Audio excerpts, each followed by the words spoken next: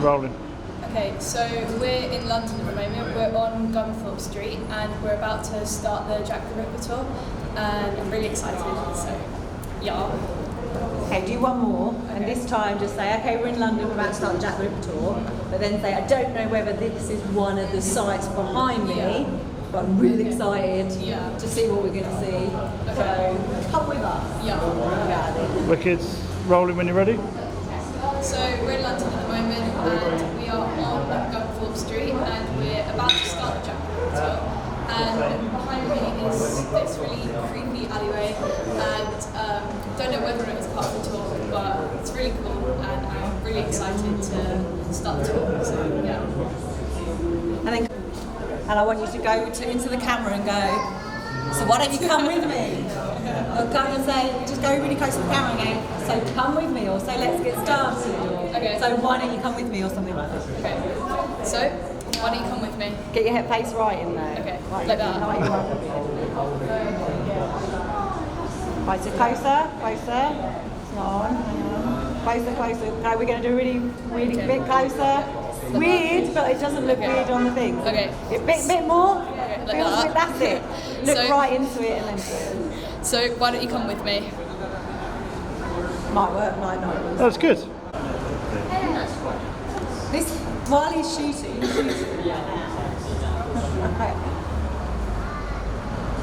When he stops in the thing. So you just go, just walking past. Where am I going? Going straight past the camera lens. And look at it creepily. Go. Right, go. The other one,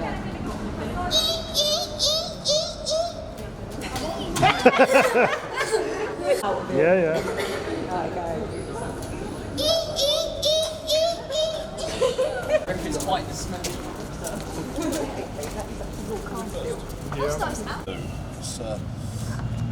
Lead into an introduction.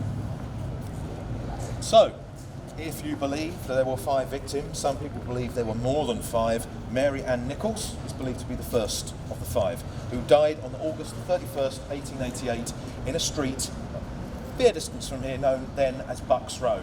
She was 42 years of age. Her husband and her had broken up in about 1881, and like many of these women, it was because of her drink problem. They all suffered from what we, I suppose, would call alcoholism today, and she'd been spending much of the remaining 7 years living on the streets, living in very rough lodging houses, and it was on the 31st of August 1888 we know she was thrown out of her lodging house just down the back here in an area called the Flower and Dean estate, because she had no money for her regular bed in her lodging house. She was drunk, she'd obviously spent all her money on alcohol, and she walked away from that lodging house confidently stating she would be back soon. I'll get the money, I'll be back, she said. 2 hours later, she was found dead in that street, Bucks Row, away from here, by 2 men on their way to work. She's lying dead on the ground, her throat is cut twice. One of these cuts has gone right the way down to her spine. And worse than that, when they got her body in the mortuary later on, they realised, shockingly, that she'd been cut open from the groin to the breastbone, and apparently you could see the intestines in the gap. Now, even for a violent area like this, and where women like this were extremely vulnerable, that was deemed to be shocking. The police immediately began an investigation, assuming that this was done by one of the local gangs who were known to prey on local prostitutes. And so that's what they did. With no evidence, no excellent witnesses at all to draw upon, they started interviewing gang members. However, the newspapers of the day, like today, are highly influential, and as soon as they picked up on the story, some of these newspapers began using words like maniac, lunatic. One of them even said, surely this is the work of a madman, which sounds a bit obvious today, but that makes it sound like the newspapers are talking about one person, whereas everyone originally thought it might be a gang. The influence, everyone, and that includes the police, changed their minds and assumed that this must have been the work of a lone, silent lunatic. And therefore, that entire concept, if you wish, of the Whitechapel murderer, as we know him today, begins, and I suppose you could say, as do the Whitechapel murders themselves. August the 31st, 1888, victim number 1, Mary Ann Nichols. Flower and Dean. Yes, Mary. Can we, So apparently she was found dead like this, a cut across here and across all the way up here. You could see the intestines, it's all So extra bits to stick in my 4 inch box. Put it in the same shit. Yeah. That's it. Dead inside. The police van. We've got to put in these at the same time. The sound was alright on that, was it?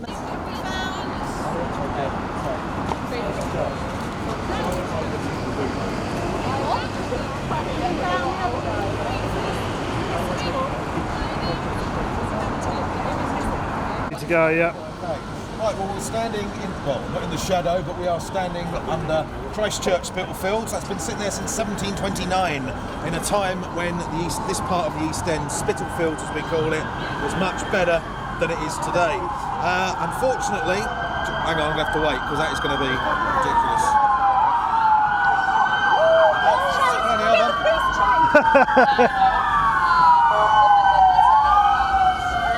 Is that overkill or what? Yeah. Why do you need sirens? Why do you need sirens?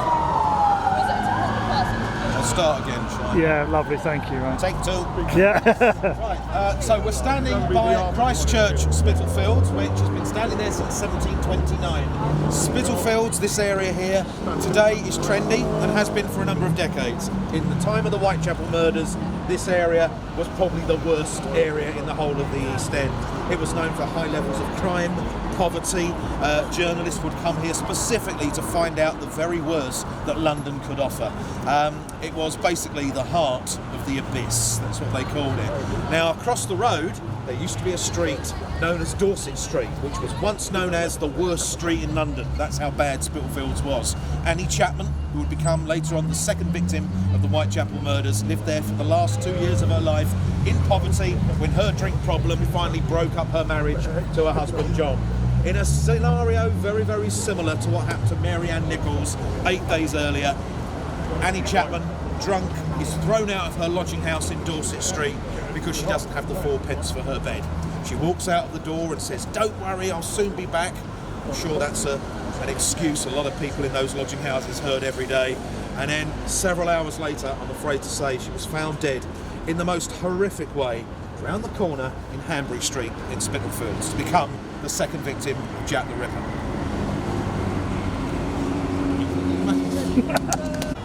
Perfect. Okay, so one of the most famous, if not the most famous building in the whole Ripper saga is the 10 Bells pub over the road. Often thought of as the pub where all the victims drank, which may not be unreasonable to assume as they all lived very close by. It is apparently where Annie Chapman, the second victim, was allegedly seen drinking alone on the morning, I should say, of her murder. She was lured out by a man with a hideous face. She walked out with him, and the story claims she was found dead 1 hour later. Now, it's stories like that that have made the 10 Bells very famous, and indeed it still looks pretty much like it did back then, with the outside dates from the 1850s. It was actually even known as the Jack the Ripper. That's what they renamed it in 1975, and that's how it went until 1988. So that is very much part of the folklore of the Whitechapel murders. But like I say, you can see it in there's a version in the London Dungeon. They reproduce it in the movies as well. The most famous building in the story. Turn. Yeah, that's sure. Yeah, in the pub. Right. And okay, now turn and walk on. Go. Right, go. So you're walking down on your own. Right, now follow a hood. Slow. That's awesome. It could be a movie. Yeah. That'll do. Cut. Cut. Yeah. Rolling. Rolling, dude. Right, the second victim, Annie Chapman, was found dead in the backyard of a slum house, number 29 Hanbury Street. A house that would have looked, at the time when it was here, very much like some of these along here. What was shocking about this murder is that her throat, again, had been cut twice, but all the way round to the bone. So the only thing stopping her head rolling off was her spine, which was almost decapitated. There was a gaping wound in the abdomen from which the murderer had lifted out her intestines, detached them, and draped them over her shoulder for all to see. And then later on, during the autopsy, as they examined her body, it was discovered that for the first and not the last time, one of the victims had internal organs removed. The Whitechapel murderer had removed all of her reproductive organs, 2/3 of the bladder, took them away, and they were never seen again. And it was the way it was done, the opinion of the doctor who did that autopsy, that gave birth to one of the more enduring legends in this story. He believed whoever did it had medical knowledge. He said, obviously the work was that of an expert. Someone who knew where these organs were, knew how to work quickly and silently. Some people think it could have been a butcher or a slaughterman and managed that, and there's nothing wrong with this, of course, and there were lots of them around. But it gave birth to that idea, which is still popular in folklore, popular culture, and certainly the movies, that the Whitechapel murderer had some sort of medical background. So the crazy surgeon, the mad anatomist, it is still a very popular theory to this day. But the second murder, the murder of Annie Chapman, is the murder which created the biggest fear up to that point. Can I stop you right there? Yeah. That last bit, second murderer, can you get just him, his face to me? Yep. That scared me. That last bit, the second murder. Yeah, say that from the second murder, what you just said, we'll just get you do it. That's all right. Let's just let this lunatic go past. Mind yourself. Okay. Yep. And it was basically from that second murder and the way it was reported in the newspapers and the way the gossip got round the streets of the East End that inspired mass hysteria, violence on the streets, innocent men being attacked just because they were suspicious. If you think the East End was going mad, you would probably be correct. This is the moment where this story became an international media story because newspapers around the world started to take notice because of the sensationalism of it all. And really, that was a very vital turning point. There was no going back after that. Okay, maybe a few close-ups of your faces looking a bit.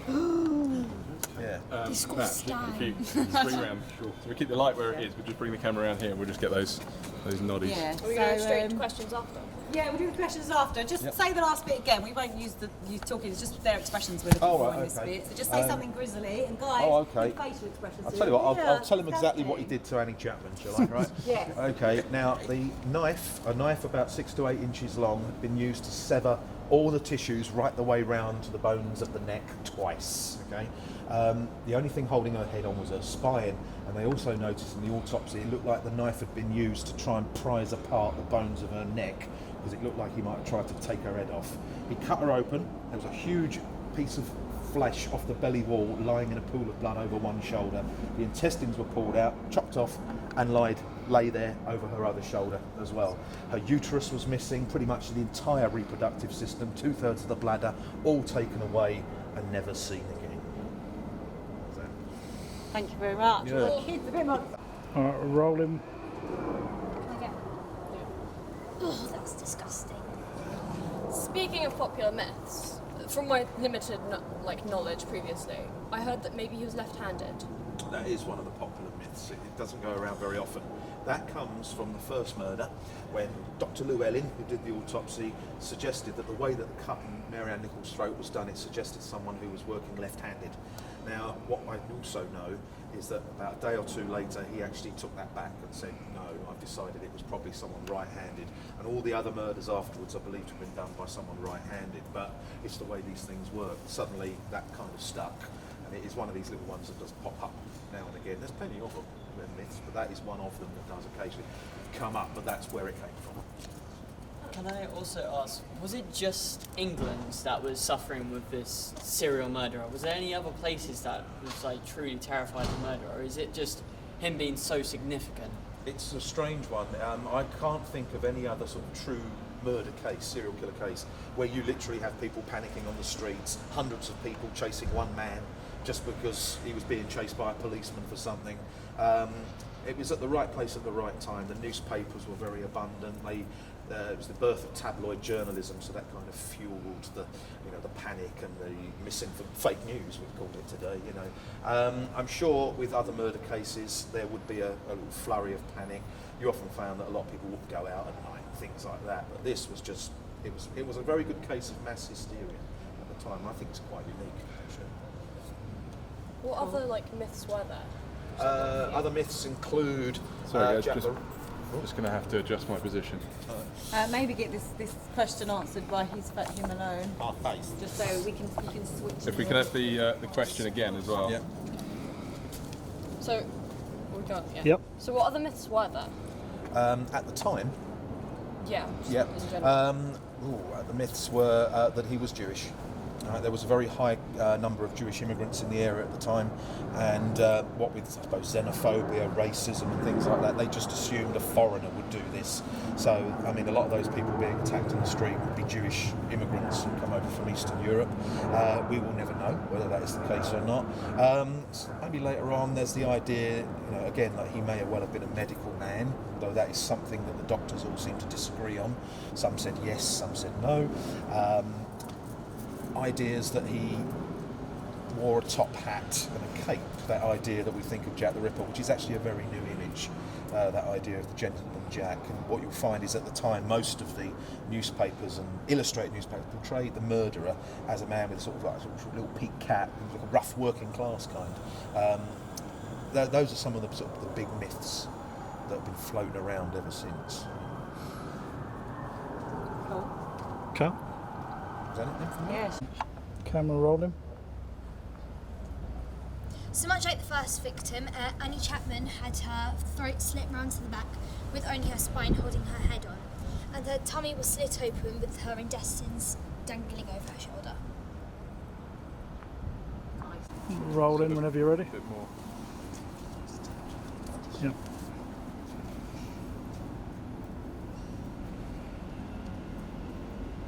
Action. Okay. Now, up until the second murder, one of Annie Chapman, the murderer was known locally as Leather Apron, named after a prime suspect, a man named John Pizer, who would assault prostitutes and try and rob them wearing a leather apron, which is what he used to wear at work. He was a boot mender. And so that was the name for fear on the streets. The murderer was known locally as Leather Apron. Some could call him the Fiend of the East End or the East End Monster. It wasn't until the end of September that we get the name that this murderer is famous for, Jack the Ripper. And that came from this letter, which was received by a newspaper agency on the 27th of September. Okay? The letter, written in red ink, claimed to be written by the murderer himself, mocking the authorities, threatening horrible things to his next victims. But what was important about it is that the author signed it at the end, yours truly, Jack the Ripper. Now, the problem here is that no one's ever been able to work out whether the murderer actually wrote it, and many people at the time, and that includes the detectives involved in the case, were absolutely sure that it was written by a journalist as a way of keeping the story exciting, because they were selling lots and lots of newspapers because of these murders. And we all know what the media can be like when it's very naughty and there's no smoke without fire. The detectives there would have known all there was to know. Okay? But the important thing, when this was published on the 1st of October 1888, Fear has a name. The media have now got this incredible name to go into their headlines. The name stuck, whether it was written by the murderer or not. From that moment on, he is Jack the Ripper, and there is no going. Can you get a Perfect. close up of them holding it? Just about to move across. That's all. Quite nice that with that. All that as well, the tree. If we can get a shot. So we've got some depth in the shot, go down that way and frame out the scaffolding on the right. We've got kind of, looks like, and Keep boom in. boom, okay, it's about there. Ask me a question and We then have it slightly tighter on it. Perfect. ask me a question and Oh I'll yeah, I'll ask you the question. But answer it to camera, yeah? Yeah. Directly to camera. Yeah. Oh, we could do off camera. I would go off. All right, go off camera then if I'm asking the question, yeah. Because Amelie will do the 2 camera introduction. Touch after we come. Something like that.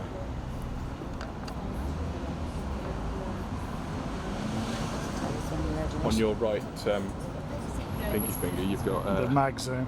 yeah. It's fine, sharp. Look. Cool. Yep. Okay, ready to go when you're Ready? Okay. Elliot, so what are you doing tonight? tonight I'm going to see Jack the Ripper with the Jack the Ripper tour actually, and we're going to go explore all the places where the people were murdered, learn more about him, learn more about the life in Victorian times. Personally for me, I'm a big history fan, so I really enjoy learning all this kind of stuff. I like learning. We learn a bit about it, history itself. You know, we've seen the letters, we've seen the evidence, we've seen the brutal murders. But to go and actually like see where these murders are, that's really a nice experience for me, and that's why I can't wait to go and see what we're going to find. So what are you expecting? What do you think? Is it going to be gruesome, or is it just going to be more informational? I expect it to be quite gruesome. I expect that the person is going to tell us a lot about what's happened. I bet he has lots of knowledge about all the things that could probably happen to these people. A little bit informative too, because I always like to learn more about this, because it's such an interesting thing. This one guy was able to just absolutely just sliver his way through everyone and to somehow get away with it all without being prosecuted. It's truly amazing. Do you think that maybe Jack the Ripper's been glamorised when he shouldn't, though? Occasionally, yes. Yeah, I think he is, because Say the question in your answer as well, because you won't hear my voice in there, so okay. I don't know what you're answering. What is it again? So you would lead in by, do I think that Jack the Ripper has been glamorised? Yeah, he probably has. Is how you would incorporate it. Okay. So do I think that Jack the Ripper's been glamorised? Probably a little bit, to be honest. You know, all this media and all this buzz around him, he's like such a well-known name. The media, of course, can make so much profit out of it. Pretty much anyone can. Everyone knows who he is. He's probably one of the most famous serial killers around, so of course he's probably been glorified just a little bit. Do you think they'll ever find out who Jack the Ripper is? For me, personally, I don't think that he will ever be found out. I think it's too long now. There's not enough evidence. There's no nothing. It's literally a dead road right now, and it probably will be for the rest of time. And just finish it up by saying, okay, come on, let's get on it. Let's go then. Something like that. Okay, enough with the talking now. I'm ready, and we're gonna go see what's. Okay, right. Okay, now we've finished up. Let's just go see what this is all about. Cool. Should we could say, okay, let's go see some dead people? Yeah. Wherever you Okay, now we've finished the questions. Right, let's go and see what's gonna happen on this tour. Okay, do that again. Yeah, It's awkward. yeah. Okay, now we've finished up. Now let's just go and see. Give me an idea of what to say. Just say, like, okay, well, let's go. Let's see. Yeah, okay. Let's go check it out. Okay, now let's we go just finished check up. it out. Yeah. Okay, now we just finished. Right, let's go check out what this is all about. Slightly awkward again. Just this time, just more. It doesn't matter. You don't have to be quick. So just like, okay, all right, let's go check it out. Okay, yeah, okay. And, Just more and I like the talking to your walking off mate. as well. Yeah, so walk So off. just turn and walk off and you Okay. finish, yeah.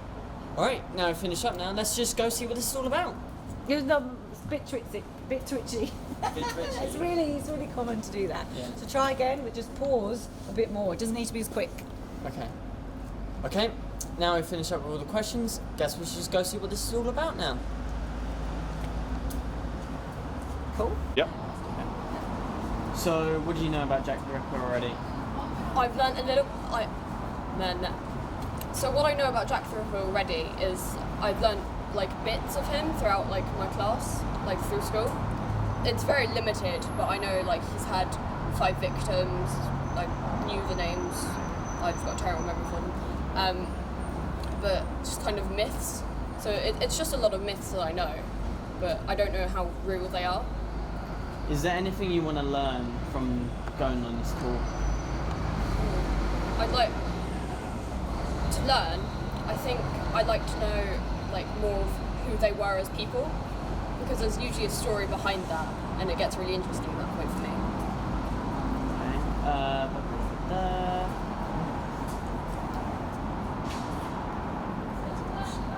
Sorry, I'm just thinking of another question. How much do you know about Victorian England? Yeah, how much I know about Victorian England still stems from school, so I haven't looked into it too much by myself, but I know like around the Queen and how she reigned for loads and the era and how the poverty worked, but it's kind of it. I'm very limited knowledge on it. Do you think the tour will be quite scary? I don't know how the tour will be, actually. I mean, I'm looking forward to it because I really like history, but I think it could potentially be like maybe someone come up behind me and like tap on my shoulder or something, like make me jump or something. Yeah. Cool. Cut. Say that last bit again. Just say that you're really looking forward to the tour and you're hoping you'll learn a lot about Jack. What, the falls, all of it again? Yeah, just all that last week. And he's just going to walk behind you. What was the question? Just say you're really looking forward to the story. You're hoping you're going to learn. We don't know if it's going to be scary or not. Okay, that was but maybe scary. you That see was the something, and he's just going to walk behind you and walk around and stand behind you. Like, don't show your top. Don't show my face, just face them. Right, okay, yeah. Just walk towards that door, basically. Walk to here. And then come out. Yeah? Right, go on then. Beam emerging. Okay. Right, go. I don't know whether the tour's going to be scary or what, because, I mean, I've never really done any tours. So, like, potentially there could be someone that's just going to come up behind me and, like, tap me on the shoulder and, like, scare me, like, horrendously. But I think I'm going to learn a lot, and I'm really looking forward to it. Oh. It's like, who was that? Am I going through all of it again? Yeah. Yeah. Okay. Good. Action. So I don't know whether it's going to be, like, scary. I mean, someone could, like, come up behind me and, like, tap me on the shoulder, and I'd, like, probably jump. Someone tap me on the shoulder. But yeah, no, I'm really looking forward to it. Good Cut. acting. So I'm rolling, and what I'm going to do is I'm going to come down into shot. Just give me a couple of seconds. So, yep. So, Oscar, where are we and what are we doing? I don't know where we are, and I don't know what we're doing. I don't know much about Jack the Ripper. I'm a bit, don't know. So, what are you hoping to learn from this tour? Who Jack the Ripper is. Don't know what he did. All I know is that he killed people. I want to know who he killed, how he did it. So, do you think it's gonna be scary? So, are you scared at all, or? I'm absolutely terrified. I'm not going to deny it. I'm so scared. Say, what are you scared of Jack the Ripper still alive? Is he maybe murdered tonight? Okay. Are you scared that he might still be out there, or that somebody else has taken up the role? Well, I thought it happened in like 1420 or something. I thought he would be dead. Let's just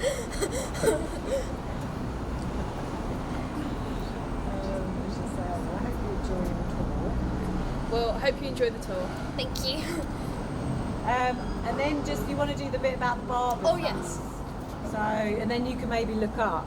So say, in fact, I think this might be, maybe. Should I say, maybe this is where Jack the Ripper had his hair done? I think you're probably all right there, Nick. Okay. Should I go like that? Might be it now. Yeah. Have you seen, can I just interrupt? Have you seen this time? Nothing happened on this spot. Oh, really? Yeah, up there. Cool. I took this Scared photo of of it, I took them close up.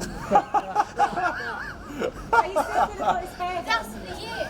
In Is that about 1856, 1852? Is that about the time of Jack the Ripper? Too early. Oh. So why don't you say, I have just learned that it all happened in 1882 actually, which is very interesting, and I have things very good. Wait, what? Yeah. 1882? That's 1852. Well, wasn't that? It wasn't then. At this point, actually, do we want Nick slightly further around that way to light up the Yeah. shop front? So 1832. I thought That's it great, was Nick. then. So you say, well, actually, I've just learned that it all happened in 1832. So it happened in 1832. Okay. And then say, and I think there could be very nice hair. If you look straight down to camera when you deliver it, that'd be wicked. That's perfect. Have I just come into Just say it into, because Tell me we'll when you cut got it in, boom. so just say it into the camera. Boom. Boom. Say, actually, I've just found out it all happened in 1832. Okay. Action. So actually, I've just found out that it all happened in. Sorry. Actually, I've just found out that this all happened in 1832, and I think this is where he had his haircut. And then look back to the camera and say, although someone else is saying it might be in 1888. Who knows? Maybe we'll find out in a minute. Well, actually, now someone's saying it was in 1882. So who knows? Maybe we'll find out. 1888. 1888. Facts. Alright, can we go again? No, it's funny. It's funny when it's wrong. Yeah. I Good. Bit of background. Alright. Yep. Yeah, it's lovely. Rolling. Sorry, just get everybody to take a step away from the wall as well, just to get that little bit of. So just take a step towards us, basically up to the edge of the pavement. How's that? Is that right? Yep. Okay. Action. Okay, so on the 30th of September, Jack shocks everybody by killing Elizabeth Stride and Catherine Eddowes on the same night. Okay, they called it the night of the double event. This was something that nobody was ready for. What was unusual, the murder of Elizabeth Stride, the third victim, which took place down in Burner Street off the Commercial Road, she was only had her throat cut. There were no mutilations to the rest of her body. And they often believe that the man who discovered her body, Louis Deemschutz, entering the alleyway she was found dead on a pony and cart, interrupted Jack before he could do any mutilations and take any organs. And that's why they believe that when he found the opportunity to get away, he ran off looking for another victim. And this is something that serial killers apparently often do if they get interrupted and they can't fulfill the ritual that they do. That is why they believe Catherine Eddowes was found dead 45 minutes later in Mitre Square. Now, it's also been suggested that he really went to town on her body because of what he could not do earlier on. First victim, one cut throat. Catherine Eddowes, she has 2 cuts in the throat going to the spine. The knife left grooves in the vertebrae. That's how violently it was done. Her face was deliberately cut through the eyelids, the lips, the nose was cut off, and there were these strange V shapes cut into the cheeks. She was opened up from the groin to the breastbone, opened out. The intestines were found thrown out over her shoulder, and shockingly they discovered that she was missing her uterus and her left kidney. And they think all of that was done in some way, in less than 10 minutes in the dark, because Catherine Eddowes apparently had been seen alive and well, not far from the murder site, talking to a man 9 minutes before she was found dead. That must have been the man who killed her, and due to the fact it doesn't give him very long to do what he had to do, he removed some very, very difficult organs from that front injury. Many people believe that this is evidence really that Jack the Ripper had some form of medical background. That is no mean feat, and to do all that in the dark, this is why people are still debating whether he had medical knowledge or not. It's an important part of the story.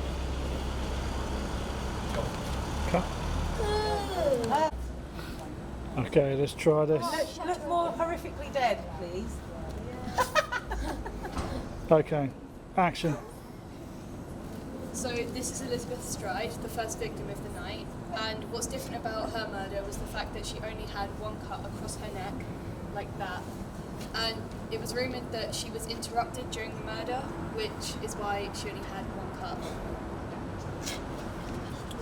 However, on the exact same night, only 40-ish minutes apart, Catherine Meadows here was found also dead, but a bit harshly so, as instead of just like Elizabeth's cut throat, she had a cut throat, missing organs, and facial cuts, effectively. And many think that this is because he was interrupted, so it's more like a ritual. Cut.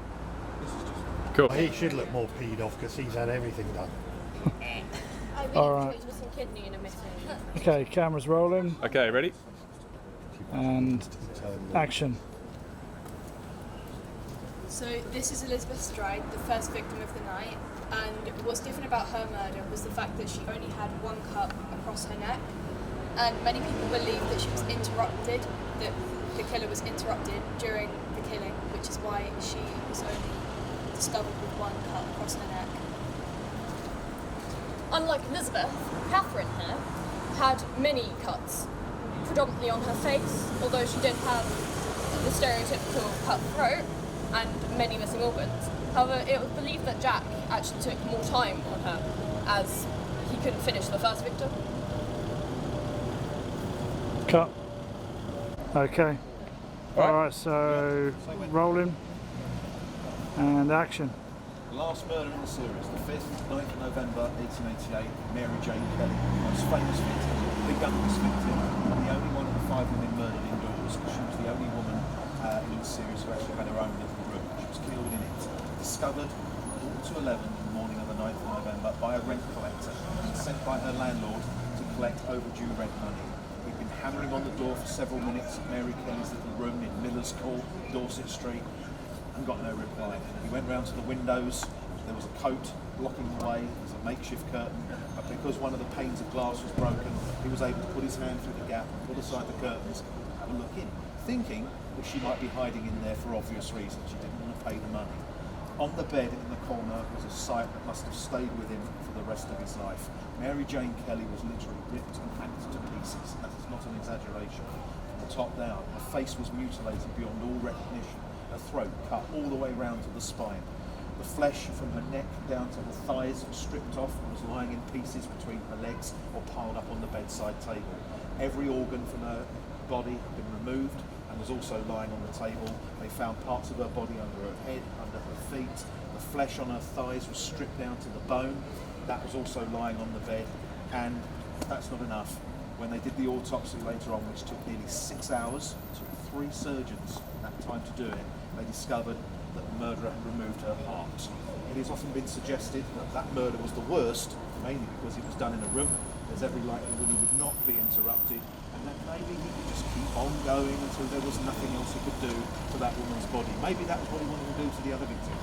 Never had a chance.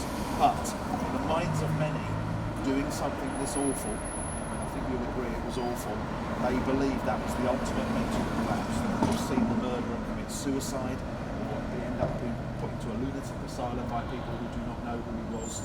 For many, then, as they do today, Mary Jane Kelly's murder, the worst of them all, reflecting the increasing violence of these horrific crimes, is deemed by many to be Jack the Ripper's final atrocity. Cut. So she's the youngest victim. Very much the best. Okay. Want to get some? Yeah, just get her close and kind of going, or something like Well, so it'd be good to get some direct questions here if we want to, or do you want to do them down the alleyway? Should we do them in the alleyway? Alright. Ready when you are. Action. Okay, so we're in East London now and we're about to start the Jack the Ripper tour. I'm quite excited and I've got a feeling that we'll be going down a lot of creepy alleyways. Got a lot of questions to ask and I'm really excited to see what this is going to entail, and yeah, come with us. Cut. Cool. Taz, you say that. Where are they getting their bread? No, not Probably that. from like a bakery. Right, come on. Seriously, I don't know. I'm going to bread. Okay, I'll start then. I can't. So what do you think life is like in Victorian England? I mean, they hadn't started rationing yet, like that, because that comes into like World War. So I don't. Oh, yeah. What would they get? Like, would they get like rationed bread? Rationed bread. No. don't know. Rationing didn't I start told you I until, don't know a lot. Was it World War One or World War Two that they started rationing? I don't know. Did they? I think do ration it bread? again, but this time talk about the scariness of. It does bend in. Because you're setting Okay. the scene, so you're talking about how scary it must have been for the prostitutes walking the streets. Yeah. Oh, God. Okay. Say from walking around tonight, and this is modern day times, back then it must have been so scary in the dark Like, walking I'm the streets. scared now. With a crazy serial killer on the loose. Yeah. Really. Right, ready? Yeah. Yep. Imagine how scary it would have been to be in those times and walking around like these streets. I mean, like London nowadays is already scary enough, and now Yeah, I mean, like people carry keys like in their hands, like they're ready for something. yeah, so. and just imagine like a serial killer that you know is just alive and out there, who's killing everyone like literally almost every What single would day. they have to like defend themselves? Just have like an umbrella, and just, like, A handbag. Like, It's, like, oh destroy it. It has like God. cinder blocks in it. Yeah, it must have been pretty scary. Yeah, I mean, Cut. We keep. Yeah. John, do you want to finish it off? Before they ask their questions, say, so, you know, you've seen the 5 murders, we've done the grisly walks, you know, it was a pretty horrific time, or whatever you'd say, and they say, have you got any questions? Okay. Right, just say when. Yep. What's that moped? Delivery. Let's change from area. Yeah. So, we've done the walk, you've heard about the stories of the 5 victims and their terrible ends. Some people believe that the Whitechapel murders helped to affect change for the better in the East End by focusing attention on the terrible conditions. However, the biggest thing that keeps interest in this story going is the mystery of who he was. You know, we don't know who Jack the Ripper was. So far, over 300 people have been named as Jack the Ripper, right? And that's since 1888. And of course, many of those theories are going to be absolutely ridiculous. Some of them are very good. I mean, he's been everything to everybody. You know, he's been a mad Jewish immigrant from Poland. He's a mad butcher. He's an insane medical student. He's been considered to be a woman, the Jill the Ripper theory, believe it or not, ladies. He's also been thought of as being one of the members of the royal family, or someone connected to it. Conspiracies abound. It seems like everyone has their own opinion, okay? And I don't think anyone's ever going to agree with each other, and it's quite likely that this is never going to be a mystery that will be solved. Hence the fact that there's always going to be the fascination. And I I'm just going to have to leave you to make your own minds up on who you thought Jack the Ripper was. Have you got any questions before we finish? Yes. So, you know, ages ago where you said he had like many different names. It's like the Leather apron. Yeah. And then he like came to reveal himself as like Jack the Ripper. Do you think that like changed the perspective? Like, Yes, oh definitely. It's a perfect name. It's a stroke of genius, actually.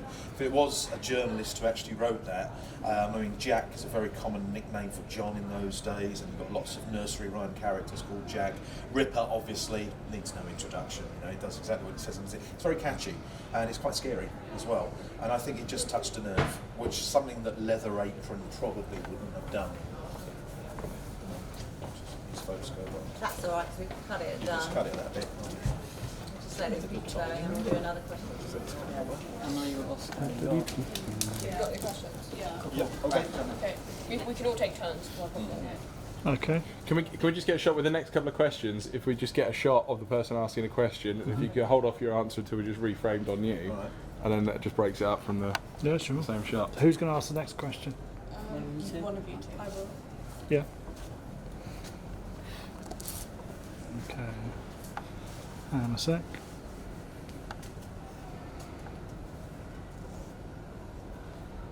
Okay. Ready when you are.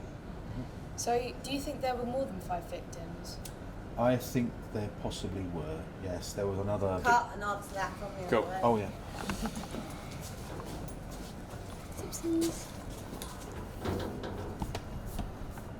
Yeah.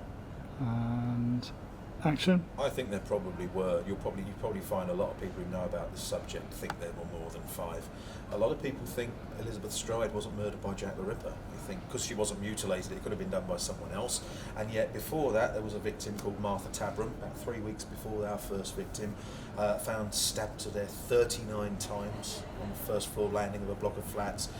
After our 5 in July 1889, we have a lady called Alice Mackenzie who was found with wounds in her throat and her abdomen in a horrible little alleyway. I mean, some people think that the murderer could have killed up to 11 people. I personally don't believe that, but it depends on who you talk to as to what gets included. Some people even think he might have murdered some women abroad in the United States afterwards. So it's all up for grabs. You know, it depends on who you talk to, as I say. Okay. Cool. Fun, so it might be. All right. Okay. Good to go. Just go for it. So, who do you think Jack the Ripper was? Who do I think Jack the Ripper is? The $1 million question. If you're looking for the definitive Wait, answer. let's Cool. fix it. Okay. Action. Who do I think Jack the Ripper is? Well, that is the $1 million question. As I've mentioned previously, everyone has an opinion on everything in this story. I'm afraid I can't give you the answer because I'm one of many people who believe that this is a mystery that can't be solved. Because serial killers, and Jack the Ripper is an early example of a known one, do tend to be very anonymous characters. They're the quiet man who lives next door, the friendly neighbour, etc. They're real Jekyll and Hyde characters, and it's usually the people nearest to them that get the biggest shock when the truth comes out. You find this with many of the most famous serial killers. I think it was probably just some completely anonymous individual, all right, who may have lived in the area, okay, and he might have been. And ready when you are. Who do I think Jack the Ripper is? That's always the $1 million question, and as I'm sure you're aware, everyone seems to have an opinion on it. If you're looking for me for the definitive answer, I'm afraid I can't give it to you. I'm very much in the belief, and I'm not alone in this, that Jack the Ripper, just like most serial killers, was very anonymous. They look like us, they don't look any different, they're always the quiet man who lives next door, the friendly neighbour. It's a bit of a cliche, but that tends to be what they're like. And I think Jack the Ripper lived in the middle of the slums over there, in plain sight. Nobody had any idea of what he was doing, and that would certainly explain why the police found him very difficult to catch. They're still difficult to catch now, serial killers, despite all our technology and psychology. But even if he was interviewed, and there were thousands of interviews done, and there is a statement written with his signature at the bottom, even that is Jack the Ripper, he's probably lost. Right? A lot of stuff is missing. So yeah, I'm afraid to say I don't know who it is. All right, and to be honest with you, I don't think anyone will definitively know who Jack the Ripper is, and that's why the mystery still goes on. You know, it's become a legend. The man with the top hat and the cape, even though none of that is true, and it will go on long into the future, long after we've gone. Believe you me, because it's become a legend. Legends never die, do they? Well, thank you very much for this amazing experience. Thank you very much. Yeah, and thank you for taking through all these amazing places and making us way more educated in learning all about Jack the Ripper. You're welcome. Been a pleasure. Thank you very much. Thank you. Thank you. Thank you. Don't walk home alone. Yeah. Action.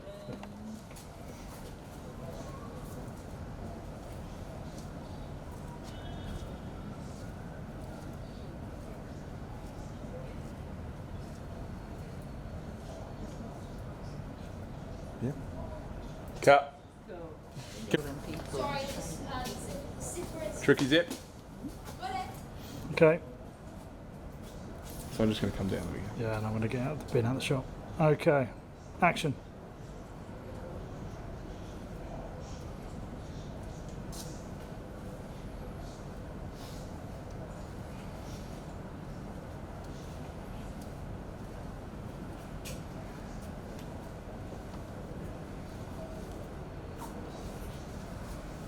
It's only me. Cut. Okay, good. And action. So this was Mary Jane Kelly, the fifth and allegedly final victim of the Jack the Ripper. She was the most brutally murdered victim, with pretty much every single organ from her head down to her thighs ripped out. During the autopsy, it was discovered that her heart had been ripped out, and all of the skin on her thighs down to her knees was completely ripped off from the bone. Cut. Okay, let's try one. Action. So that's it for the tour. We hope you have enjoyed watching and have learned something new as well as we have. I'd like to say a big thank you to our tour guide John Bennett and Discovery Tours for making this possible. And yeah, it was really interesting, and once again I hope you guys enjoyed it as much as we did. Cut. Alright. Just wait till the gent passes. And action. So that's it for the tour. Personally, I found it really, really interesting. I learned loads of new things, and I hope you guys watching did too. I'd like to say a big, big thank you to John Bennett, our tour guide, and Discovery Tours for making this possible. And once again, thank you for watching. Okay, try one more, and this time at the beginning, just a bit more about the tour. So, Yeah, you know, it must have been horrific for them women back then. Yeah. But being here makes you realise how horrible it must have been. Yeah. Just gives it a bit more depth to what we've Yeah, just seen. yeah. Just wait for this guy to go past. If this ends up being the final shot, can we just have a couple of seconds, you just looking at the camera, so after you finish delivering that line, just maintain your eye line at the camera and just wait, and then if we have to like fade out or something. Yeah, it gives us- Directly in shot, that would be great. Okay, and we're good. Well, go when you're ready. Okay, so that's it for the tour. Personally, I learned loads of new interesting things, and I hope you guys did too. I found it really interesting seeing what life was like in the 18th century and how people would have lived and how terrified they were during that time. I'd like to say a big, big thank you to John Bennett, our tour guide, and Discovery Tours for making this possible. And once again, thank you for watching. Cool, wicked.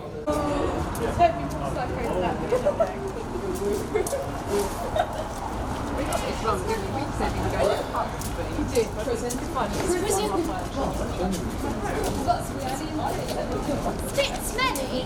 Mommy, it's a bit smelly. Right, do I have to start? This will take me rather by surprise. Okay, you can edit that out. can't Yeah, you? yeah. Well, welcome to the East End.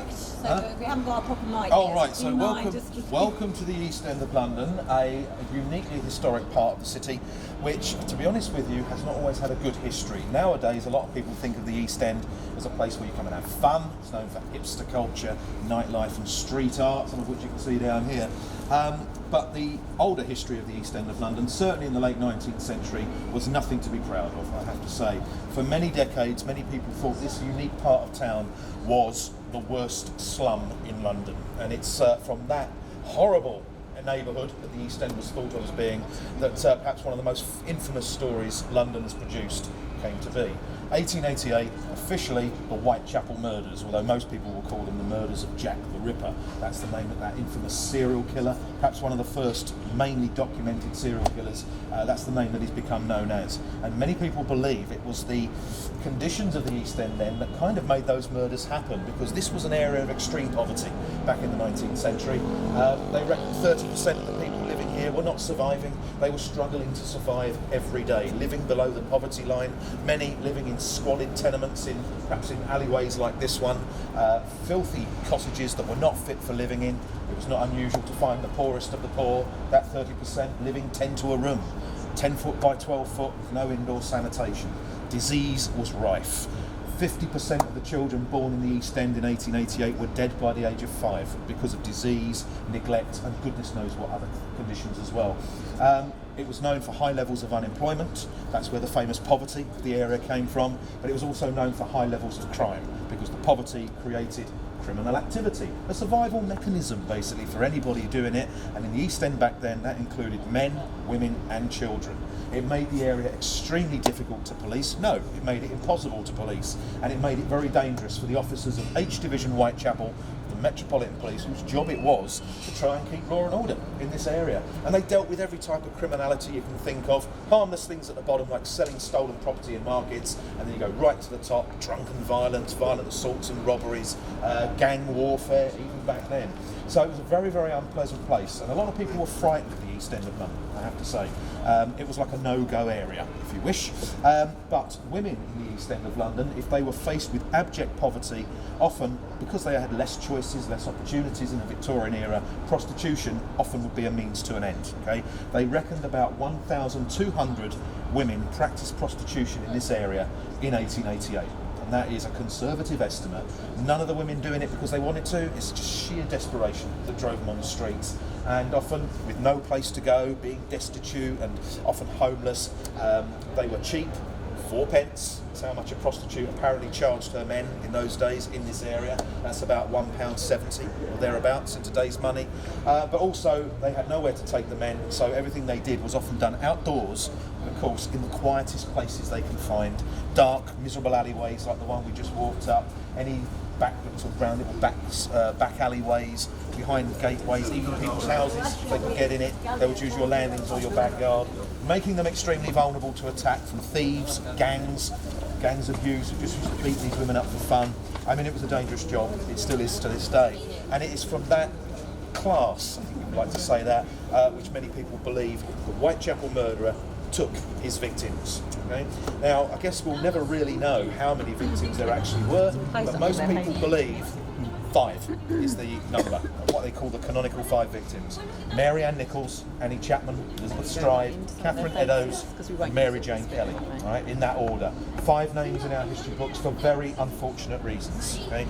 Some of them were working as prostitutes at the time of their death, but they were all destitute, and what is important is they were all vulnerable. Okay? I'm going to stop there because we've got a gigantic group coming up here and it's going to be a bit of a nightmare. Is that all right to be going with at the moment?